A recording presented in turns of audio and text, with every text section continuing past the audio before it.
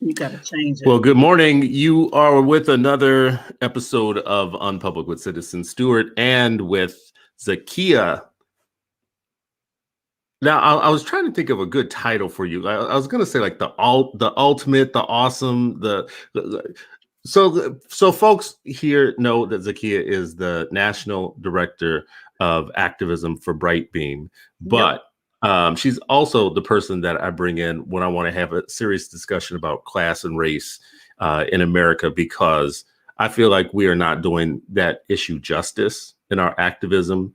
And I think especially those of us who do educational activism always kind of drop the ball when it comes to family economic security, comes to economic issues just in general. And today Yep. I wanted to talk a little bit about some of the frustration that I have when we are trying to get journalists to cover stories, especially education journalists, but just journalists in just journalists, period. When we are trying to get them to cover stories about families and about the precarious situations that families are in more deeply, not just on the surface level stuff or just things that they get in a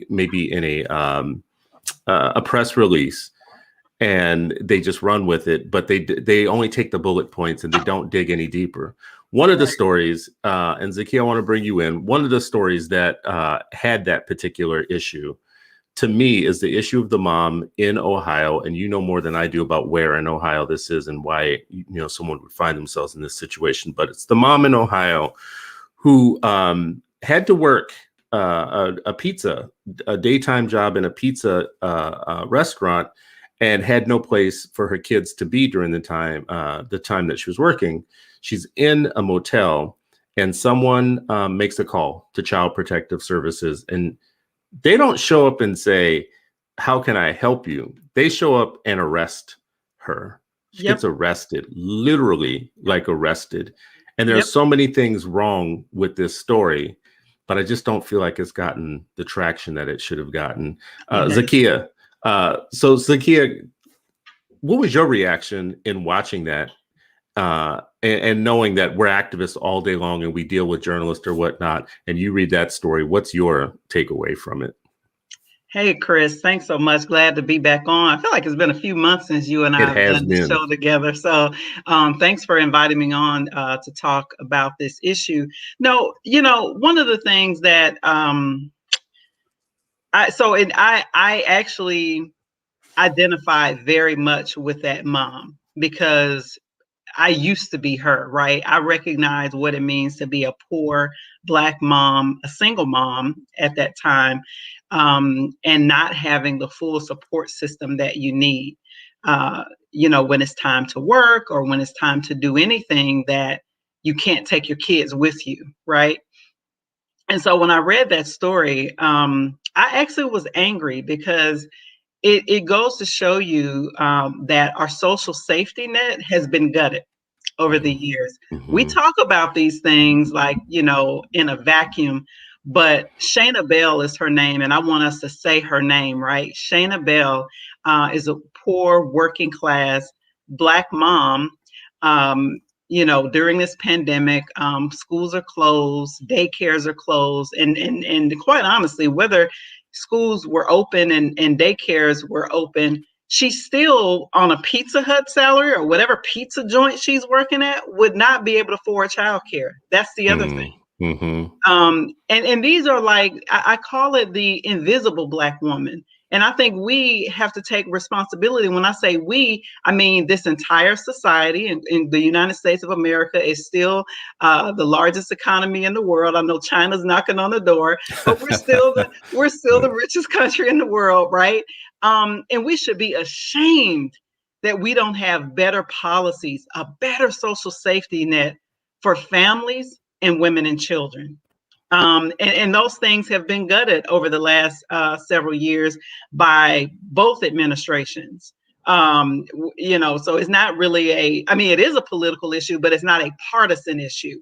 Both parties have participated in gutting social safety net programs that so many people and activists have fought for. I'll tell you what immediately came to mind when I thought about when I read her story, I actually thought about Bill Clinton's welfare reform bill, right? And the reason why I thought about that is because I have received TANF benefits before. I have received those subsidies before. And I remember Ohio was one of the states that required you to work. I mean, you had to work or either be in school in order to receive food stamps, in order to receive the TANF check.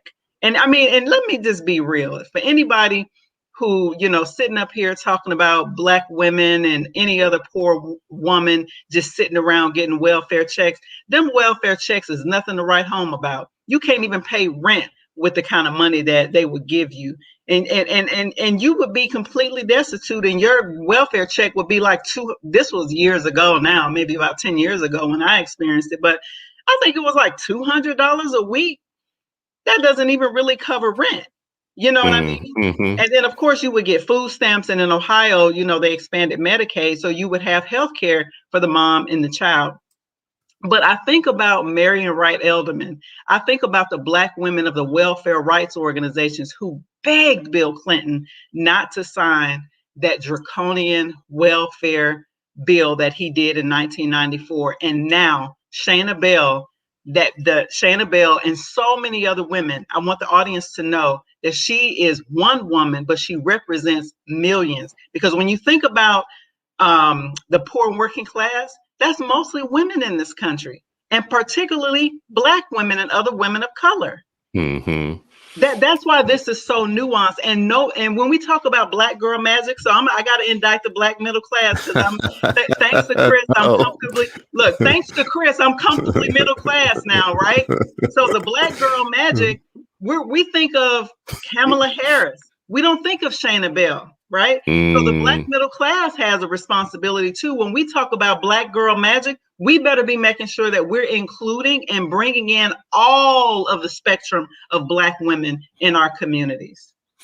What's so riveting about what you're saying right now is well, first of all, let's just start with the fact what you say about Bill Clinton, 1996, the welfare reform bill. And I just have to admit, people evolve and change over time. Sure. And I've had different opinions about this over time. So back then, I didn't vote for Bill Clinton. So Bill Clinton wasn't necessarily my candidate or my president, so I didn't take responsibility for it at the time. Sure. And you know how you can do that? You vote for somebody else. So when the other guy wins, you're kind of yeah,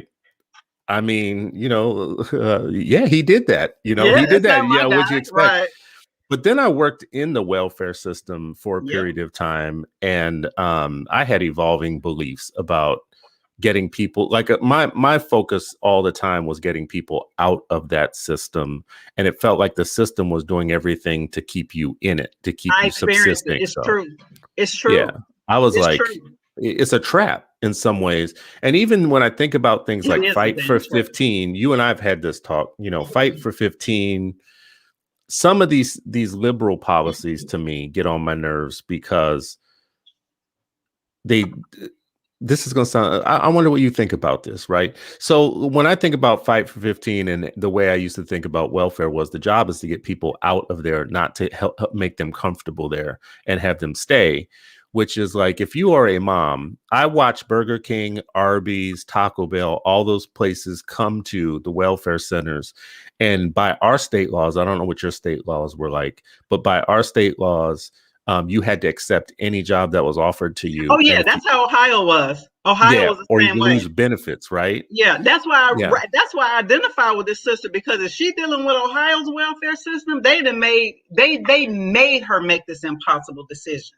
Well, but she was check this out though. To make this decision. So I would be working with the welfare program in Ohio. I'd be working with the moms, helping them find work and trying to keep them away from Burger King, Taco Bell. Because what I would notice is they would just go in and out, and those restaurants would come to the welfare center and do job fairs, knowing that you had to take the job if they offered it to you, even though it had no benefits. No benefits. No benefits. You had multiple kids, or no sick leave. If your kid got sick, there was. Right. So I would be trying to shield them from going into that type of work and keep them away from those folks. But the system just wanted to keep grinding them out. But you raise this issue, I think is an important time to talk about it now, is because number one, first of all, Democrats haven't wanted to talk about TANF since 96. Oh yeah, they First don't of all, want to let's even start talk this. about poverty. You want to know want to talk about poverty, the last candidate that ran on a poverty platform? I don't know if you remember him, but I worked for his campaign in Ohio. I used to be a yellow dog Democrat, right? But I've always, I guess, Wait a second. What's a yellow dog Democrat? That's what my aunt would say. What is that? To this day, it means you just diehard Democrat. That's how I interpret it. You just a diehard Democrat no matter what. And I used to be that because my aunt, who kind of introduced me to politics and got me involved in the Democratic Voters Club in West Dayton, Ohio, and all this stuff. So I just would promote any Democrat, like no thinking involved, until I started seeing like how things actually really work, like with local Democratic politics, like how these old white people who were probably, at Klan rallies back in the day are making decisions for who would get the Democratic Party's endorsement to run for mayor or to run for city council. And I will watch them completely disregard Black candidates. This is the Democrats. This is in Ohio, Montgomery County, Ohio. They would disregard Black candidates and progressive candidates and any candidates that would center the needs of poor and Black folks. Those candidates never got the endorsement. So I started seeing a pattern. And that's actually when I left. I'm finally telling you the story behind my, the way that I think about these things. But that was actually when I left to become an independent. But during that time, I did have a few good experiences. And one of those experiences was when John Edwards ran for president. Do you remember that back in 2004? Wow. Yeah, that seems like forever ago.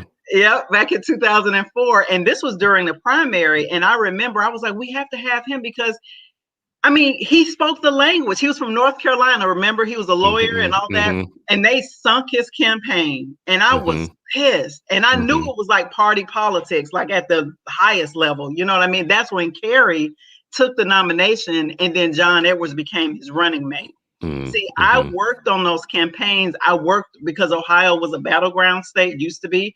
They would always just flood Ohio. The candidates would come to Ohio 4 or 5 times, and I would be at all the rallies they would have in Dayton. I would work those rallies. And I remember thinking, wow, they're not talking about poverty anymore. It's all about let's help the middle class. But what about the people who are the undercast? The Democrats don't, Republicans don't either, but the Democrats just stop. They just, after well, let me ask you about this. When we're talking to journalists about covering these stories deeper, right? Yeah. Why do you think they would talk so much about temporary remedies? Like we're in the middle of a pandemic, a young woman, like this mom that we're talking about in Ohio who gets arrested for working a job while her kids are unattended in a motel. They don't come with help. They come and arrest her. Criminalization. Yeah, they criminalize her. But most of the remedies that we're talking about in terms of what gets written up in terms of stories will deal with temporary things like, are we going to get a $1,400 check? But nothing structural or changes the nature of the game for a family like this, right? For her. Yeah. Why wouldn't they be digging deeper and write stories about why is she like they're in the Jewish tradition? There's a thing where you have charity, where you give because you're obligated to 10% or more. Sure. You give. And then there's another level up where you ask the question, why are the structures, why is there poverty in the first place? Right? Exactly. That's like part of the tradition is like you start with, maybe I should give you a little money, but you eventually end up at a more mature sense of your policy of asking, why are you poor in the first place? Why do you think it is that in the middle of a pandemic, we're not seeing more kind of penetrating stories about families like hers that are really, really in trouble? So I have a couple of personal, assessments on this, and my opinion is, kind of informed by my experience, coupled with, my own organic sort of intellectualism and history. And so I would say that since McCarthyism, and I'll probably lose you here, Chris, I would say since McCarthyism, there has been a very strong propaganda campaign in this country to shift our thinking when it comes to poverty and poor people, to make it about individual choices and not a structural system. You know, there's been a huge shift. Like, if you just ask people like questions and say, you know, hey, you know, what do you think about poverty? You know what I mean? Do you think this person who's in poverty, you know, why do you think it's that way? They'll usually probably tell you, well, they didn't work hard enough. They didn't go to school. They didn't check off all the boxes. Mm-hmm. You know what I mean? But she's working. I mean, she's working. She's working. Yeah. That's the thing, right? Yeah. Yeah. She's working. And she's working with, and that's why I went back to welfare, because I said, that sounds like a sister that she probably getting TANF benefits, but they also like, well, the only way you can get these benefits, you got to go out and work. And like you said, you got to take anything. Any job that's offered to you. Any job, right? Yeah. People are not aware of that. Here's a story I would like to see journalists cover even more deeply. We're in the middle of a pandemic and it's gone on for a long time. Obviously, it feels like a recession, ongoing, like a permanent recession in some ways, like one that's not going to end right away. I looked at a few things this morning around Black wealth just to see where that is, where that is falling in terms of stories right now. Now, so everything I'm about to say, already, but I'm just going to say it and we'll put it out there. So Brookings Institute says that the average value of liquid assets among white folks is $8,000 compared to $1,500 for Black households. 72% of white households say that they could get a $3,000 loan from family or friends, compared with 41% of Black households. 73% of white families compared to 42% of Black families owned a home, right? I could keep going down the list. These are stats that we always talk about. Can you share that on screen for people? Are you able to share it? I just have it in some notes, but I can share the story. Okay, yeah, no problem. Yeah. But in Boston, it was like they did this a couple years ago in Boston. I remember this. It was $7. Yeah. Yeah, it was like $7-8 was the typical liquid Black and that's actually more like it. Net worth. And for white folks, it was like $100 and something thousand. Now, if it was that way before we went into a pandemic, right? What do we think is happening? First of all, we talk about things like learning loss, but we know that learning and education and schooling is connected to future earnings. Absolutely. Right. So how come we're not talking right now about the potential future loss of earnings of Black people, as we know for a fact that the way that schools are doing this raggedy ass education that they're getting now, it's not just learning loss. Like, we are watching the future kind of go dim in some ways with these issues are deeper than just the surface. Yeah. It's structural. It's deeper than this surface level. Oh, learning loss. No, learning loss is the future shutting down for us in some ways. That's home ownership, jobs, income. That's what that actually is. Oh, we'll catch up after everything goes back to normal, even though people with money and resources. They're socializing Black families to accept. They're saying, well, it's a pandemic and you don't want the teachers to die and you don't want people to die and things like that.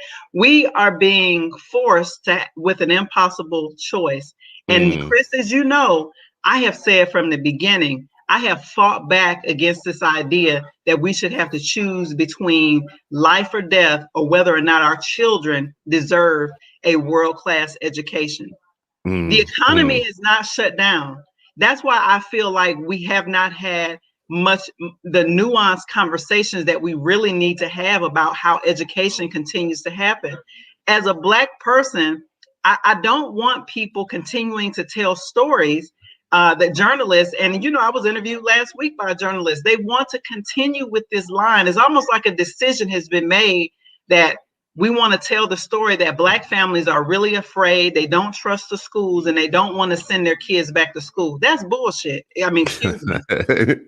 Just because we don't want our children to die, or teachers or workers to die from a pandemic, doesn't mean we don't have high expectations for our kids.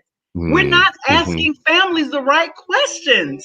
What do you think are the right questions? What do you think? The right questions is, we have an intentional conversation. Number one, we start with the idea, and I said this back in this in the summer before LA was the first major large school district to come out to say they were going to be fully online for the fall.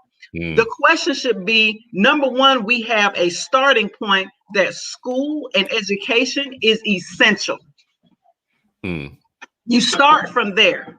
And then we go down and we have the stakeholder conversations about how do we make sure that every single child, especially marginalized children, how do we make sure that they're getting the education that they need and deserve?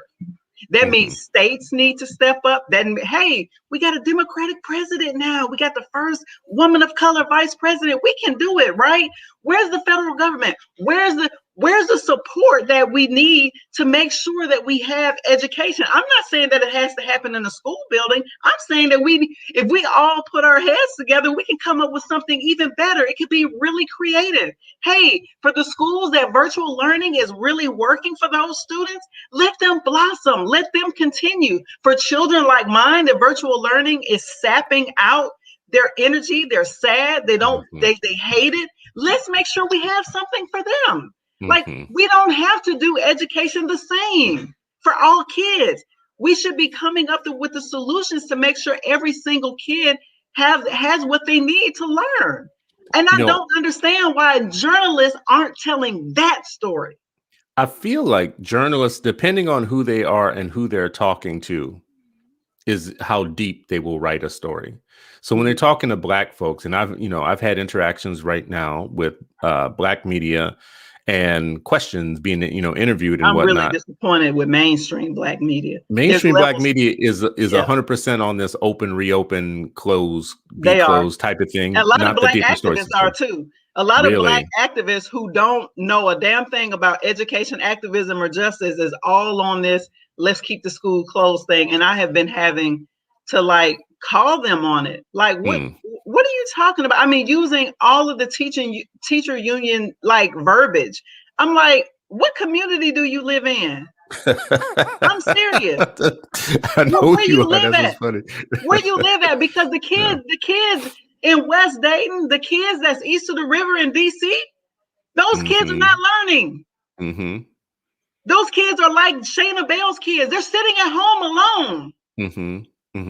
I'm really angry about this. And Chris, I'm more angry about it because I warned us, but I don't have a big enough platform. I'm not important enough kind of thing, But I wrote about this back in the summer. I said they're going to be charging parents with truancy. I said poor Black parents will be criminalized. I said it. I predicted it. But nobody wanted to listen. Everybody just wanted to be like, oh, we're just going to be virtual. I don't know what those parents are going to do. I don't care. It's almost like, the meme said, F those kids. And I've been saying that on social media, and I'm disappointed in other education advocacy organizations. People are like, it's almost like people can't think for themselves unless somebody gives them a script. Well, I mean, you mentioned the teachers union. This is one thing that I know for sure is that the way that the story has been written is that all of the power in the stories are written as districts are negotiating with their teachers what's going to happen for students and parents, right? How backwards does that sound? It sounds so teachers are public employees. They're only one stakeholder in the education ecosystem. Yeah, and really they're public employees. I mean, if you want to be clear about it, stakeholder whatnot sounds like they got equity in the system or something and whatnot, to which they do. They get pensions and benefits and they work at the pleasure of the public, except for not really. They work at the pleasure of a strike. So their threat of using their collective they can't strike in Maryland. Shit, watch them. They can try. They can do all kinds of things if like sick out. They could lose their job. Trust me, the teachers here want to strike, but Maryland, and I learned that, I'm new to this DMV area. I learned that from a friend of mine who's actually a teacher in Howard County. And she's actually one of those teachers that genuinely cares about her students, you know what I mean? And cares about their families. She genuinely cares. And she lives in the community where she teaches. That's the difference. That's a big difference. She's also a teacher of color. The other thing, That's funny because that's one of the things that they took away from them in Maryland. In Maryland, I don't know what year that happened. It had to happen many But years nationally, ago. like they are talking about a national strike, and they Like a find general strike, then yeah, you don't general care strike. about the laws. Yeah, Yeah, they have ways to strike sure. and still not get in trouble, and because they hold that collective power or that collective bargaining power, when it comes down to deciding whether schools will reopen or on what basis or what the negotiating terms will be, it really is a discussion between school districts and their teachers. It is not a discussion like I wonder at the highest levels. First of all, why is anybody writing stories about the vacuum of power? Not about like family A is having a tough time or family B is having, depression or these individualized stories, but a story around where is the structural power of parents in this conversation to the point where the president has to actually equally weigh what parents want to what Randy Weingarten wants, right? Right? Like there is no representative power there, Right, right? right. Like Yeah. all we are voters and taxpayers. That's it. That's all we do. We just vote We and pay just pay the taxes. bills. So, yeah, Yeah. we just pay the bills. But when it comes down to deciding grown folks' business, y'all go ahead and work that out and then come back and let us know what you think later. Well, I don't think that's going to last forever. No, it's Here's one not. reason why I don't I think it's don't going know to if last you forever. saw that story. There was a story out of the New York Times that said there's a diverse group of parents. I don't know if you want to Google it, but I think it came out yesterday. A friend of mine actually shared it on Facebook. A diverse group of parents are like turning to homeschooling, turning to private school. They're tired of the unions forcing the schools to stay closed. I don't know if you can Google that and pull it up on the screen, but yeah, like they're like, and it's a diverse group of parents. And see, that's the other thing I talked about, Chris, is that, you know what, for the families who can afford to find some money in their budget to make sure their kids get an education, their kids are going to get an education. But for the families like Shayna Bell, I can't. Even though I'm not in that economic position anymore. I will never forget where I came from. I will never forget the experiences of my mother. There you go. I will never forget the experiences of so many other Black women in my family, single Black women that my Aunt Janetta, shout out to her in Birmingham, Alabama. I I will never forget the experiences of watching them work so hard as single parents, right? To raise their children and to work a second job. My Aunt Janetta, she worked a second job to send us to private Catholic school. So don't tell me that Black parents don't care about education. It's an economic justice issue along with a racial justice issue. Do people really believe Shayna Bell don't love her babies? She was forced to make an impossible choice. She wants those children to learn. She don't. Let me tell you something. As a parent, even if I worked at Pizza Hut, I don't want that for my kids. She doesn't want that for them. So where's the social safety net to give her a leg up? People love to talk about, well, Black people just want to sit around and just get handouts, hand me this. No, we don't. That is completely antithetical to our entire history. You know what? You just hit on something though with Shayna's story. That the way that the story was framed was, isn't this a sad story? She got arrested. A GoFundMe page was set up. And So now, GoFundMe cannot replace our social safety net. No, she got some money. She got like $100,000 or whatnot. Yeah. The story doesn't go any deeper than that, though. It No doesn't deeper. ask why is a 20-something-year-old mom homeless in a motel working at a pizza shop.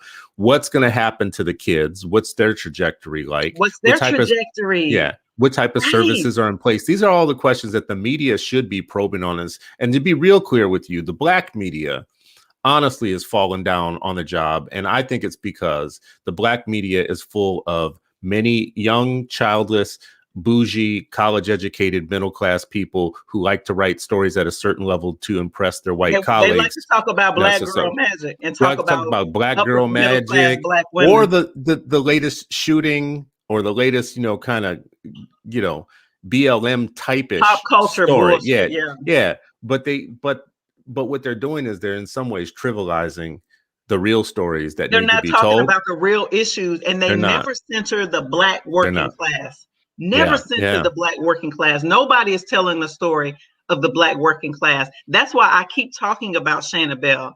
That's why I keep trying to reach out to different platforms to say, hey, shouldn't we be talking about this? She's only one mother. She represents millions. All we got to do Mm. is look at the research. All we got to do is actually take a stroll through Washington, D.C., Ward 7 Mm-hmm. and 8. Why don't we take a stroll through West Dayton? Oh, even better, why don't we take a stroll through the Black Belt of Alabama? You'll see Mm-hmm. the emergency. Mm-hmm. Yeah, and you know, so it seems to me like we have to keep pushing on those things, but as we do, we know for a Right. fact that we are trying to talk to journalists. Yes, We are trying to we are. pitch them on ideas. We are trying to get them involved and interested. And the feedback a lot of times is, in some ways, they want a shinier penny, Yep. or they're only interested in it for a minute, but they definitely don't want to talk about any structural changes that might help. I think about her kids, and I think Me about the too. fact that, like, I would want her to have help and relief right now, but I Right. sure as hell don't want her kids immediately condemned to a lifetime of, like, And that's my issue, Chris. That's all my their, issue, Chris. yeah. Somebody has made a decision that we don't need to educate the masses anymore. I'm sorry to say that. I'm serious. Because when you think about like where we're going, you know what I mean? And this is not some like conspiracy theory. It's like actually just some critical thinking. It's like actually like, just think about what's been happening to the economy and to our own lives the last Mm. several years and the last decade for sure. And I'll share a personal story, Chris. This last week, I had the horrible experience to have my personal email hacked, right? Mm-hmm. And so, the platform Coinbase is considered fintech. It holds cryptocurrency, right? Like, so Mm-hmm. we're moving into this completely digitized world where it's going to be run and controlled by automation and artificial intelligence. This is not a conspiracy theory. This just happened to me. When I went to contact Coinbase, I couldn't get a human being. To this day, I still have not been able to talk to a human being and to recover my account, because guess what? There's no Coinbase bank to walk into. Right? Mm-hmm. Mm-hmm. It's only online. And and when they say contact us, fill out this drop down form, on our website, and we'll get back to you when we get a chance. You know what I Mm-hmm. mean? And then the phone number, everything is automated. I am livid. I'm shocked that this is 2021. Like, I read about like this stuff like happening, but like to experience it in real time, that's the other thing the media is not talking about. We're not talking about the acceleration into these new kind of economies, into replacing live human beings with artificial intelligence. I thankfully I found out, I talking to a consumer protection lawyer yesterday, that thankfully Maryland does have good, strong consumer protection laws, that I may be able to get some recourse under Maryland law with Coinbase. You know what? In this story, though, that you're telling right now, I hear something different than the point that you're making. The thing that I hear in this, I always think about white acceleration and black lag. So white acceleration, anything new where there's a profit motive and a thing that's going to be emerging, that is going to be big. The first wave of people in that are white folks who make the money in the beginning. Yep. And we catch up years later as consumers. Like, we are consuming the thing. I'm a So consumer, you just, right? well, and no, in some ways you're a pioneer, because, like, I'm getting into some of the cryptocurrency stuff now, and I am doing all my homework, and I am listening and watching and seeing who's making the money or whatnot. But you are in deeply white spaces when you start thinking about this. And I am always thinking about, like, Shayna's children. Exactly. I'm thinking Kids, about her children.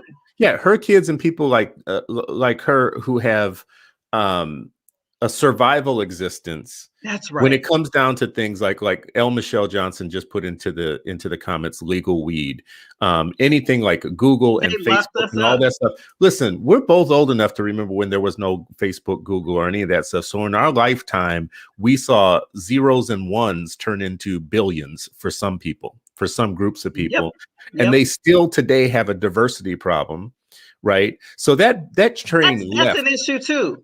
I Yeah, was well, just I mean, pointing but out one you little know, thing of it. Yeah. I well, I was just mean, pointing out the fact that we are shifting into an economy where literally everything is going to be merging with tech, right? yeah, when Chris, you know that, you say we are shifting, the economy is shifting, and and we're going to be forced.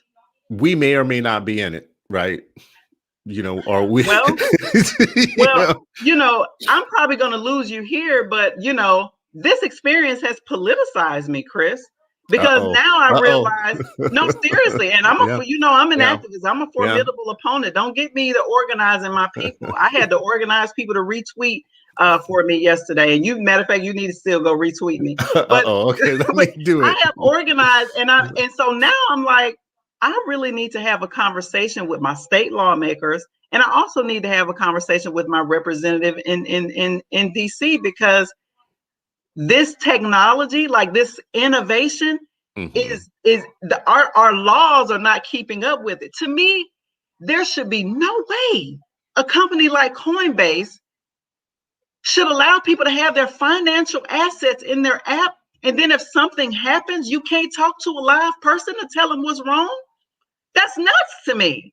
And Mm. thankfully, it sounds like it is against some of the Maryland state laws because they operate as a bank. So even from the consumer protection lawyer that I spoke to yesterday, she said, I have to research this because the innovation is going so fast. Like, she's like, well, I haven't sued them before, so I have to see who has. I mean, it's Yeah, nuts. yeah. Like the state of Maryland, I've been doing research. The state of Maryland, just on our comptroller's website, literally October of 2020, just hired what's called a fintech liaison in Mm. October Mhm, of mhm, 2020. mhm. So this is I what, mean, the and so technology the is kids, new.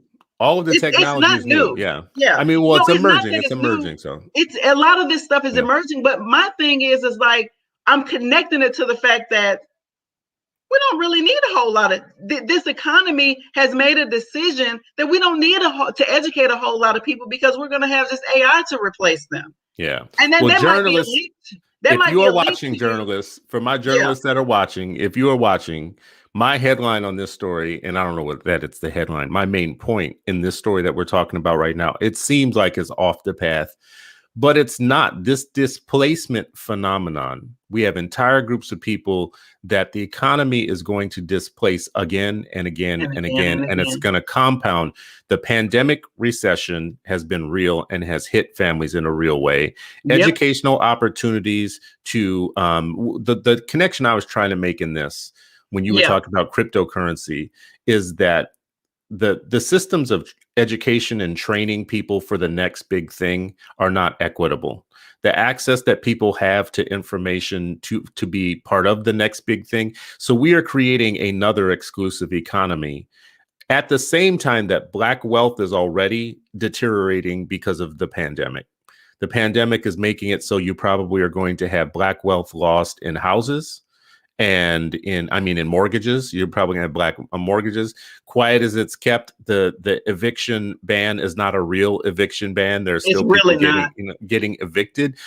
Here's a couple. So when I was looking at the American Center for American Prospects thing on Black wealth this morning, I was like trying to challenge myself to say, like, it's good. I do have a criticism of the journalists, but what are some things that I think are concrete that they should be covering?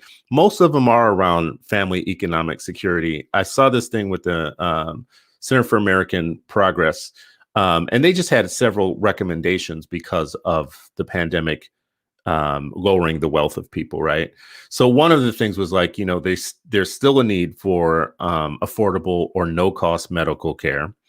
There's still a need for paid sick leave and paid family leave. The stuff that we're doing with unemployment is patchworky at best, and it's actually destabilizing like families and communities. Direct cash payments, right? Like we're arguing, we did not argue over giving big businesses and corporations like a whole bunch of money to like keep afloat. Just here's some walking around money where people in the Southeast call has some walking around money. But when it came to families, it's, can we get $1,400 through on a one-time thing and maybe a little of this and that? Well, I have to point out that there are a few Congress people that have been advocating for a much stronger social safety net. And so I think you know them as the Squad. We know them. They have been dubbed the Squad, and the Squad is growing. They have called them the Squad, yes. Yeah. So no. So Cori Bush, AOC, our sister from Boston, Ayanna Pressley, they have absolutely been advocating. They've actually said, no, families need $2,000 per month survival checks. Here's the thing, Chris.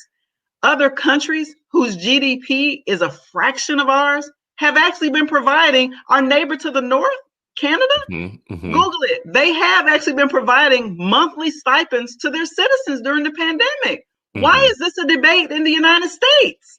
Australia, I mean, the countries in Europe, right? Like the G7, G8, whatever, they have been providing survival checks to their citizens. I don't understand why this was not like a main plank for the Biden-Harris administration coming in. Everything was anti-Trump. Anti-Trump sentiment does not feed people. Well, I will say this much. I mean, to be fair, you and I have always gone round and round with this. Like, I am not like a big, supporter of Biden Harris as administration.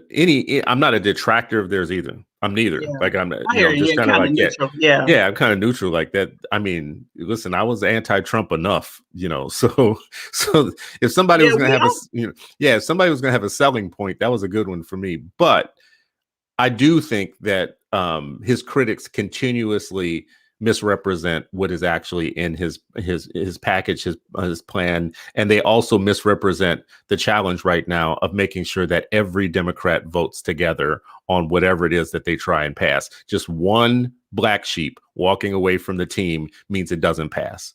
Because and we're seeing that with Manchin, but Manchin I mean, he needs to just go to another party. He's been consistent. He voted for Kavanaugh. He's voted like for things that the mainstream, I would say, of the Democrats have not been for. However, from what I've been reading, actually, Vice President Harris has the power to overrule the parliamentarian to put the $15 back an hour back in the bill. Now, that's what some policy experts have been saying. I saw something around that, and I actually don't believe that to be true. As a matter of fact, they would do it. I have every sense that they would do it if they could. But the fact of the matter is, Republicans have perfect discipline, and Democrats only have to lose one person or two people to be like, we disagree on that. I mean, Republicans have perfect discipline. Well, I mean, they had Trump.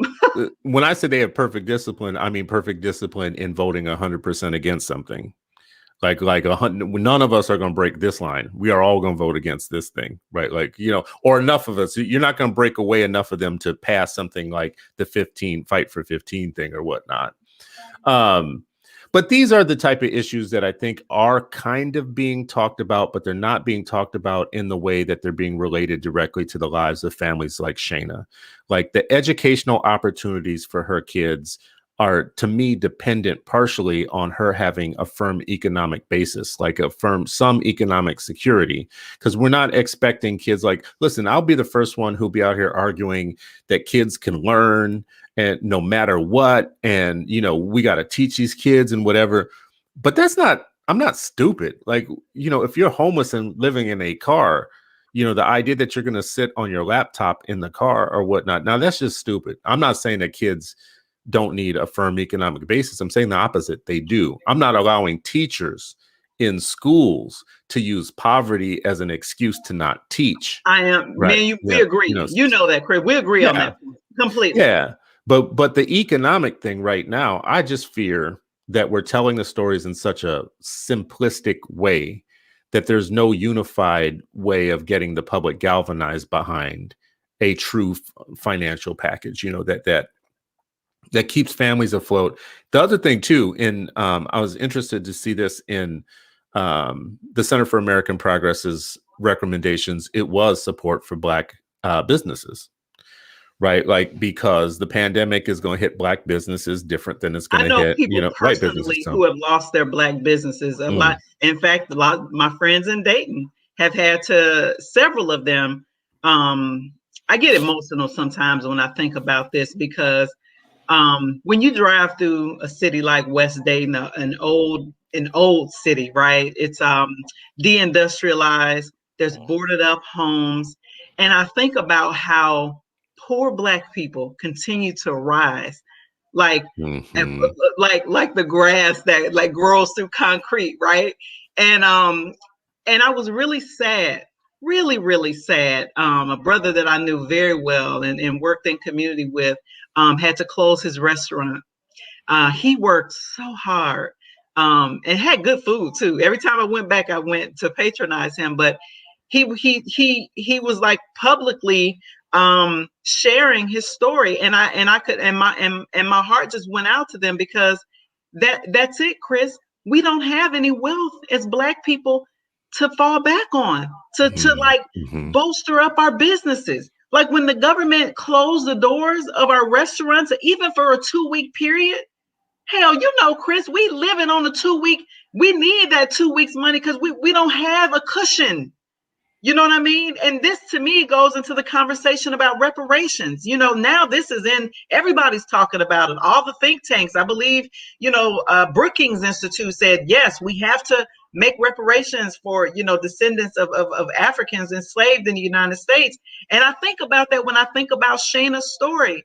I think about that when I look at all the tent encampments in the nation's capital. You know, I live here, Chris. And so, and I look at the faces.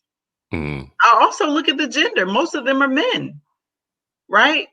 Black men. And I don't understand how we have been have allowed, not we like you and I, Chris, but like as a society. I'm glad you can say that, because I'm No, like, seriously, yeah. No, but the masses of us really should be outraged, right? You know, I'm not saying like, you know, we storm the Capitol and be violent, but I do think the masses should be in the streets. Like, this is unacceptable. But I think that coupled with our socialization of individual defects, like that's why you're poor, that's why you're in poverty, coupled with anti-Blackness, it makes sense why we drive by and be like, oh well, you know, back to life kind of thing. But in my everyday life, I try to do the smallest thing. I give, I support organizations who do the work to make sure that they're supporting people. As you know, our activist Maurice and his organization, Serve Your City, is actually being the hands and feet of Jesus, as my grandmother would say, to make sure that our unhoused family members are fed, make sure they're warm to the best of our ability. And they're also pushing on Mayor Bowser. They're also pushing on the DC council government. What are you doing? There's tent encampments all over the city that look like me. What are you doing, Mayor Bowser? Where's the support, right? And come to find out, the city of Washington, D.C. has 50 billion, I guess, or 50 million, I'm sorry, I want to be clear. 50 million in cash reserves, and they're allowing people to sleep out on the street. That's why I say we should be in the streets making things uncomfortable. Chris, I don't know if I shared this with you, but this past weekend I had an opportunity to participate in the car protest in my community. I did. I drove with about 80 cars, and we drove to 2 state senators' houses, and we just laid on the horn in front of their house. Do something. We got to do something, right? We just laid on the horn. One of the senators actually threatened us and said, well, after January 6th, you know, if you all come to my house, I'm going to take that as a threat.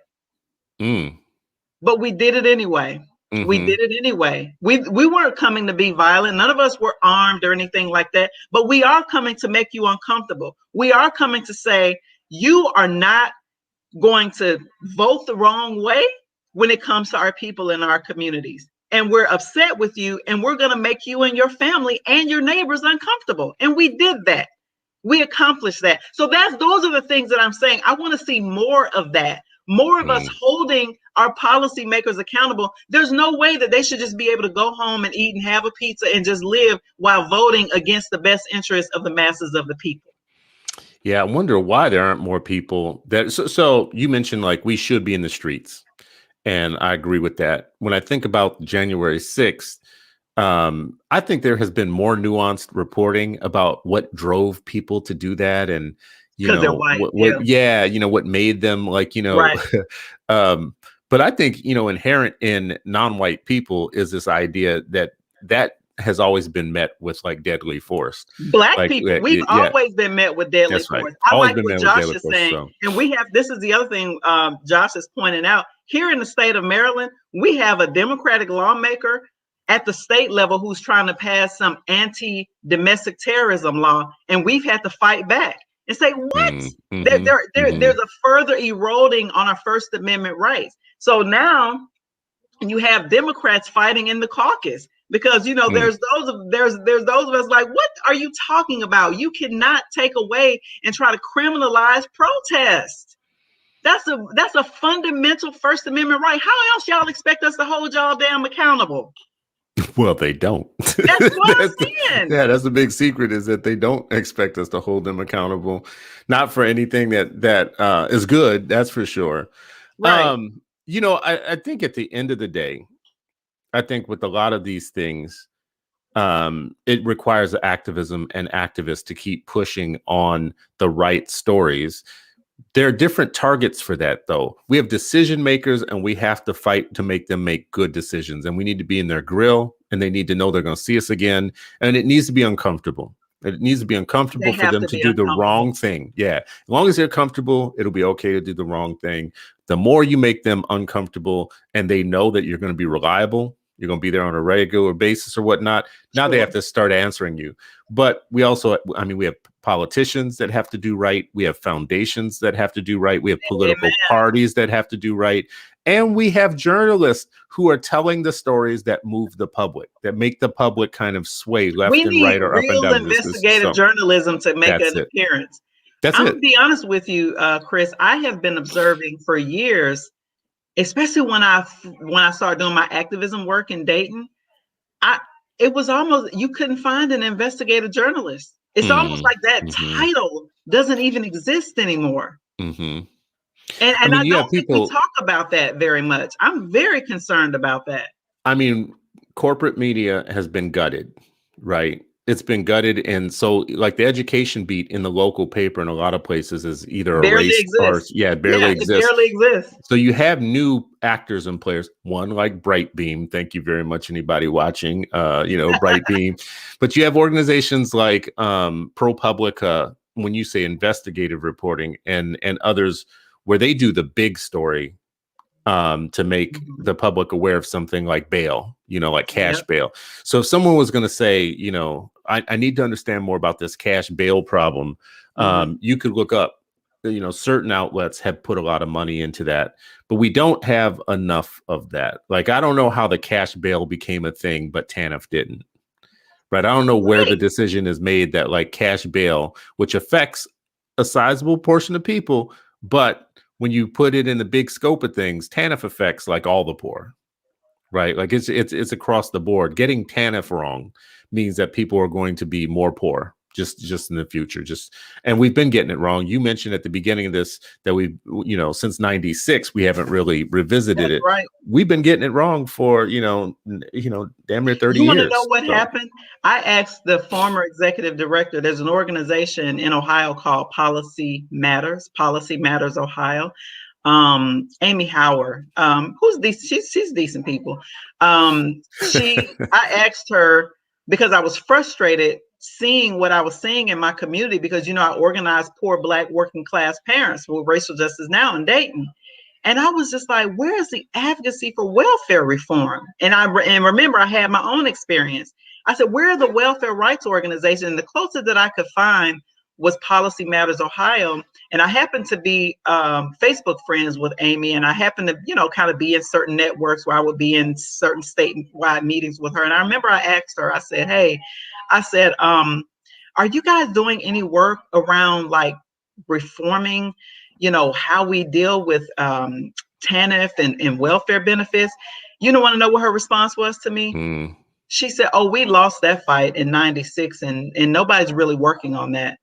See, that's where you got middle class nonprofit executives who do this work because, they just do it. They went to school for it, right? And like, they don't experience it or anything. They don't live in the neighborhoods of the families who do experience it, right? They have no connection. And I looked at her and I said, is that right? I said, wow. And I said, here you are, Policy Matters Ohio, and you're not gonna talk about policy that folks in Black communities in the state of Ohio actually need to be having these conversations about and actually want to push. What I have found, and I sure hope I don't get in trouble for saying this, Chris, but I know you rock with me sometime on things like this. But when I found working with some of these nonprofits, especially the ones who are led by white people, is that they are mostly appendages of the Democratic Party. And that they only focus on what's in the Democratic Party platform. What she meant by we lost that fight is that it's not important to the Democratic Party's platform. So we're not working on that, even if it's important to the I am going to rock with you on this one, but so now I'm going to break from you though. I'm going to rock with you on it. So we are together on this, but this is what I'm going to say to you. Your squad and your AOC and your Bernies and that wing of the party, just like we talk about how everybody's getting their game plan from labor and from unions, teachers unions, the AOCs and Bernies of the world and whatnot are getting their policy from labor unions too. And that is the reason why there's such a heavy focus on individualized things like Fight for 15 and job related things, but not family income resourcing. The reason we can't get TANF on the thing is we have too many people who don't think in terms of families, poor families. They think in terms of labor, jobs. Can I get you a job? Can I make it pay $15 an hour? If you got me a job, we're a very anti-family nation. We're anti-family. So we're anti-family. All of the policies are horrible to families. They're not meant to build strong families, and it takes strong families to build strong communities. That's the thing to me that is missing. But if you're listening to labor, it's about jobs and about making those jobs have certain benefits. But it's not really about that because these are corporate unions, Chris. I used to be a part of a labor union, a public employee labor union, OCSEA, in Ohio Civil Service Employees. They're going to come after you now. And they were a part of AFSCME. And wow. I couldn't believe some of the stuff that I saw. So that's also why I have the attitude that I have about unions. Did they exist for, or do some of them exist for the good of the workers? Sure, absolutely. Do some of them do good work? Absolutely. But at the same time, there's a lot of anti-Black policies and there is a lot of colluding with management. That's my experience. Look at the language even used, do they work for the workers thing? So if I were to ask you, Zakia, what are you first? Are you Black? Are you mother? Are you a worker first? You Black first. And if I were to ask you if you're a mother or a worker first, what would you say? Mother. Your mother first, right? So when people jump to worker, there's a lot of people who don't have a job. So you're not a worker if you don't have a job in their economy. So there needs to be some family policy. And the one that you have been pushing and one that I've been pushing gets to the heart of things. If you want strong families and strong communities, you have to provide resources for strong families and strong communities.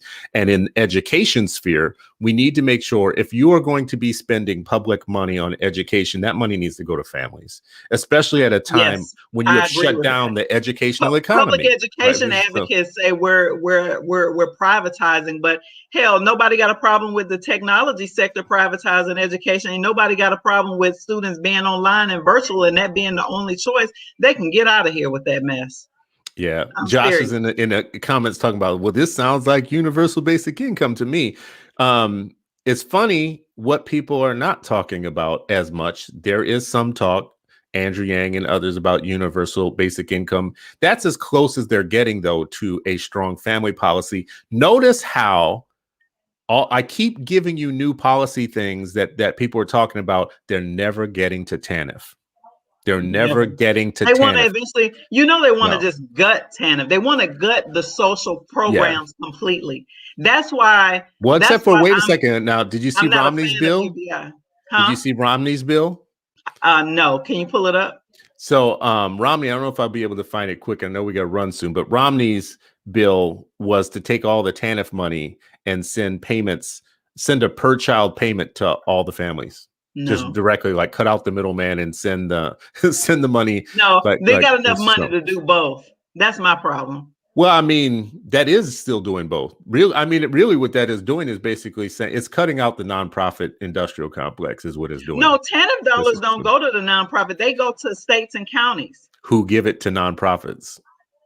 Well, I don't know. In Ohio, yeah, like a lot of the funds, a lot of the TANF benefits came directly from the state. Oh no, your TANF cash benefits came from the state, but the people like me who were administering lots of the services got paid through your TANF money too, your state TANF money. Oh, sure, yeah, the workers, and they were so nasty and rude to people too. But yeah, they hated y'all. Well, listen, I appreciate you always because we have, I think, like we have a lot of work to do to make sure that the conversation just keeps developing and that we push and force people to get deeper in their thinking. Keep asking, so what?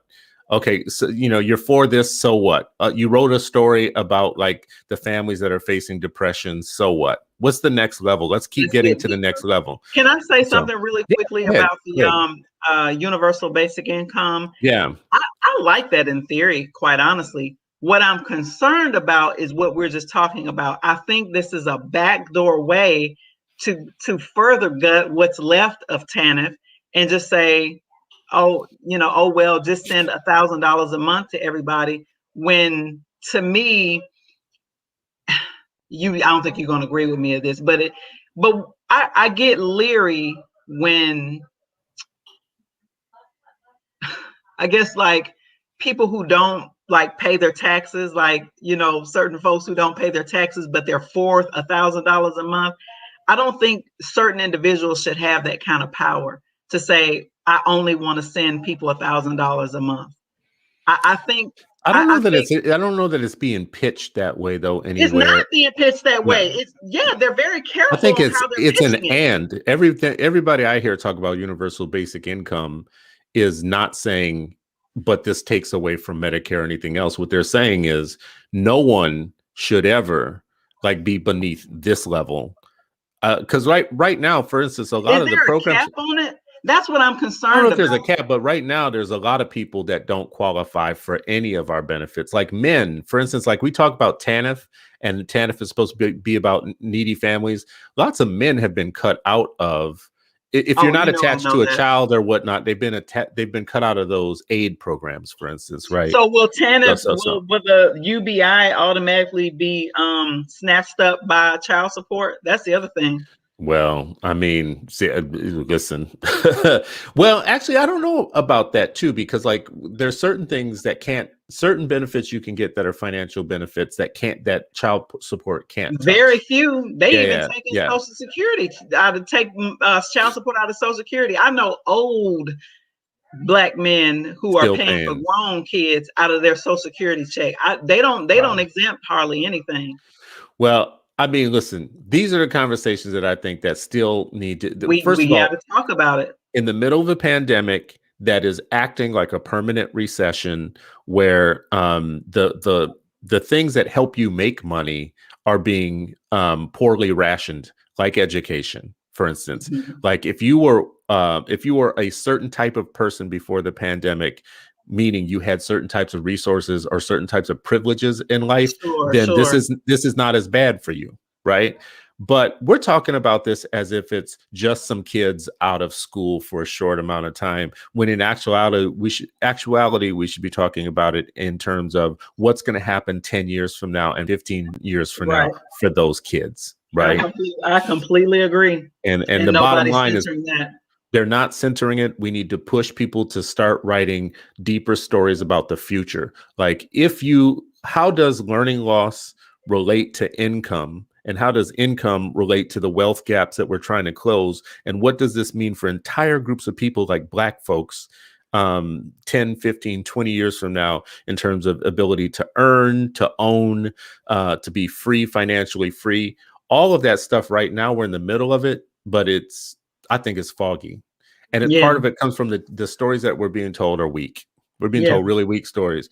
So what would be your final word to the journalists? Because you and I are going to keep talking to journalists, and we're going to keep asking them to write deeper stories. What's your final word to them? For them to organize and support in their industry and put pressure on the editors, because as you know, editors have all the power in what's actually get told. Mm-hmm. And so I think that the workers or the writers and the journalists themselves have to organize as a united front and say, put pressure on the editor to cover certain things. And I have to say this before I leave. There are actually a lot of journalists who are quitting because they have not been able to tell the stories that they want to tell. I don't know if you follow Glenn Greenwald, but he actually resigned from his own The Intercept, that he founded because, there's a lot happening in the media, and so we have to have social justice minded people who want to get the truth out there. But I can imagine, though, after what happened to Gary Webb, some people may not want to rock the boat. We didn't even talk about that. I was about to say, people don't remember Gary Webb. Gary Webb, for those who don't remember, if you Google him, you'll find he was the person that broke the story on the United States government being the biggest drug dealer in the world, the ones who brought crack to communities. They brought the crack in Black communities, yeah. And he wrote those stories and faced some real bizarre. He faced a really bizarre death and ending after writing those stories, which is it's a real trip. And I think a lot of journalists, some might want to go there. They don't have the resources or the time to write the big story. Some are a little bit afraid of being fired or, not being competitive with their colleagues. But what I would say to all of them is it's your job. The Fourth Estate is like real thing. It's meant to be the thing that keeps the public well informed so that we can have a good society. If you're not telling the right stories, or if you're lying by omission, like just telling the basic story, that happens or whatever, a lot. Happens a lot. Yeah, lie by omission, then expect us to come at you at some point. And Black journalists specifically, and journalists of color specifically, I'm just going to say to you directly, you have an extra special obligation to make sure that the real stories about the oppression of people are told. And if you are not taking that seriously, if you're not being responsible about your position as one of the storytellers in our society, then expect people to come at you, because I'm sick of facile responses, surfacey, facile responses. You're looking for who got beat up or who got killed or whatnot. Yeah. Like a Sandra Bland story, you will tell that all day, all night, and you'll keep telling it for weeks and weeks and weeks. To demoralize people. To demoralize, yeah. And you'll talk about, say her name and all that stuff. But when it comes to Shayna, who's got 2 kids still in the system and is trying to make it or whatnot, that was like a 1-2 day story, right? And you don't have an entire movement based on making sure that her kids are okay. Where's the movement, right? Yeah, where's the movement? The movement for that? Yeah, I shouldn't have to be dead in the middle of the street for you to start a movement on my behalf. She has 2 living children that are still alive, right? So why are the 2 children that are still alive, that still have all the promise that God gave them, why are they a lesser movement starter than a dead body in the middle of a street for 8 hours? I'm not dissing that. You are not asking the questions that need to be answered. And I will not share here my theory on that. Well, listen, I'm okay with you sharing it. I mean, you can share it if you want to. I think the real has to be said. We can't keep having movements on the wrong thing. Right. I'm not saying that criminal justice is the wrong thing. I'm not saying that police misconduct and over policing is the wrong thing. Obviously, we agree that those are things that need to be. But people are not connecting them. They're not digging deep. No, where's the deep, hard hitting journalism? Right. Right. I would love to ask the audience, put in the comments your idea of this or an example of deep, hard-hitting journalism that used to exist. Like Yeah. Gary Yeah. Webb. I have a very sick feeling that if the government was up to something no good right now, we would not have We a wouldn't Gary know. Webb in this moment to tell us what's up. No, no, we wouldn't.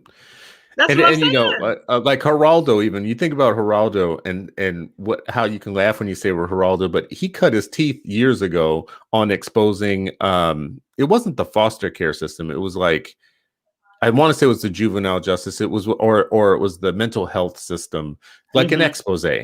Like you go Right. behind the scenes and you expo, and then all of a sudden there's policy changes.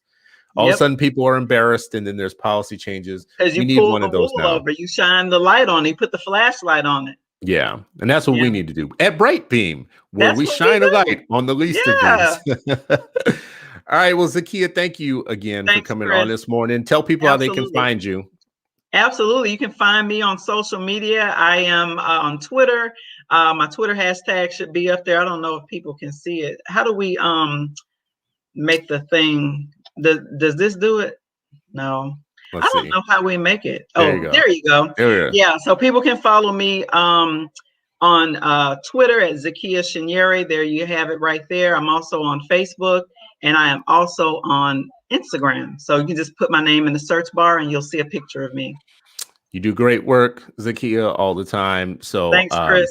I hope people do seek you out, find you. To everybody who's watching today, I appreciate you. We are still working with the Unpublished show to form it and make it more of informal source that we have like real conversations every day. But we do need your help. We need your help in kind of like spreading the news about the show, about show ideas that you think would be important for us to touch, and any feedback that you have, we're always happy to take it.